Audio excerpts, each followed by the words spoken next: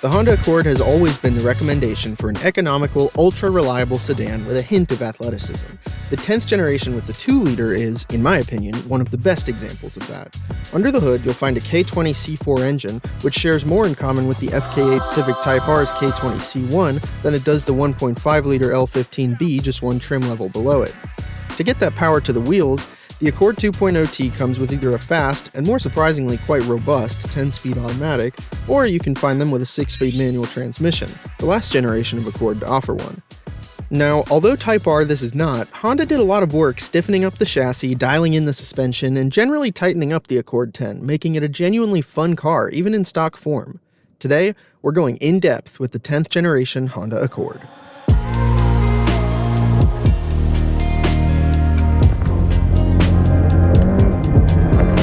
Oh my god. 60. Holy crap. Quarter mile. Coming right after the stylish and premium-feeling 9th gen, the 10th gen had big shoes to fill, a problem which wasn't helped by the announcement that the V6 was no more in the Accord. To get up to speed on the J-Series V6 and why so many people love it so much, check out my video on it linked below.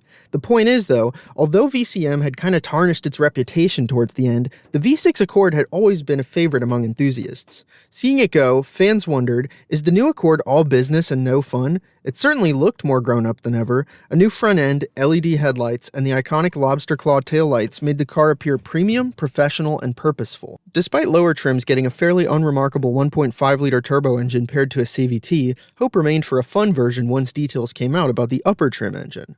Honda took the Civic Type R 2-liter, downsized its turbo from a TD04 to a TD03, and used the accompanying drop in boost pressure to run lower octane gas. VTEC on the exhaust cam? Still there.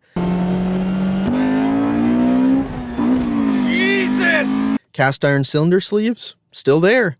Conrods and crankshaft? Forged, although the pistons aren't.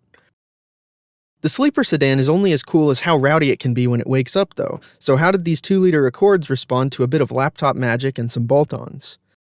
K-Tuner claims they can raise power all the way up to 312 horsepower and 361 torque on a completely unmodified engine running premium fuel, and with the usual mods you'd throw at a turbo engine, bigger injectors, better charge air cooling, intake, exhaust, these engines are completely capable of making 400 horsepower, although at that point you might be on a bigger turbo as well. Oh my... What the dude? What the hell? What the hell, dude? That is insane. Okay. If you want an idea of the true upper limits of these engines, check out the Indy Autonomous Challenge. Aside from the cool factor of making cars that literally drive themselves at speeds approaching 200 miles an hour, they also use some seriously powerful K20Cs. Luke Wilson of the IAC said they, quote, regularly build them from 380 to 900 horsepower, which is already crazy, but check this out, they use the stock crankshaft. The car that they had already built and raced at the time this article was written had done over an hour of hard racing at 500 horsepower, so I genuinely do believe them when they say they can squeeze 900 horsepower out of one of these things.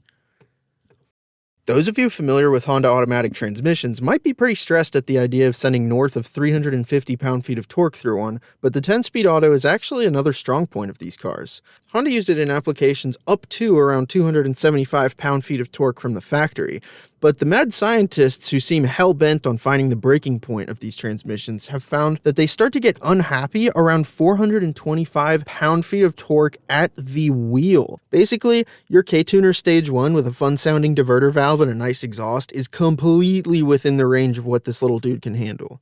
Of course, you could go with the 6-speed manual plus a few Acuity goodies and have that extra little bit of engagement, but there's a place for automatics too, and it's good to know that you're clear to throw a shitload of power at either one. So what goes wrong with these? They're coming up on 10 years old, so there has to be some stuff you gotta fix when you buy one, right? Well, yes and no. There's surprisingly little about catastrophic, unplanned failures online, short of people tuning their cars like shit and breaking the engine. However, the pump to feed the direct injection system has a plastic impeller, because we all know plastic never warps with long-term exposure to fuel, and that impeller swells to the point that it seizes in the housing. The good news is that there's a recall on this, and Honda has to fix it for free with an updated pump, but the bad news is that the updated pump is kind of in high demand, so you might be forced to wait for it.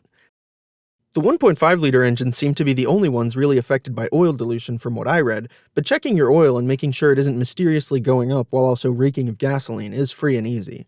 Otherwise, I haven't seen anything out of the ordinary. So, Accord 10. As far as sleepers go, this one is pretty much the Little Sleepy of the Accord lineup. Yo, man, my name is Little Sleepy. It looks like a grown-up's grocery getter, but with some suspension work, good tires, and a tune, it outruns some of the most well-known beginner sports cars.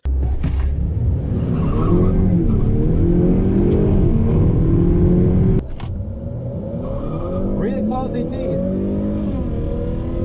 Let's see. Woo! I got him.